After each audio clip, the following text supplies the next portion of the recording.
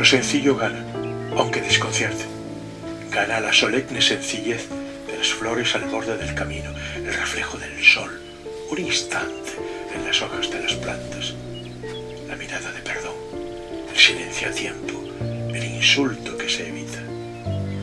Lo sencillo, por encima de la naranja, no compite, acoge y tolera, es lo pequeño sin relumbrar, que parece no estar y permanece en la huella del misterio encarnado.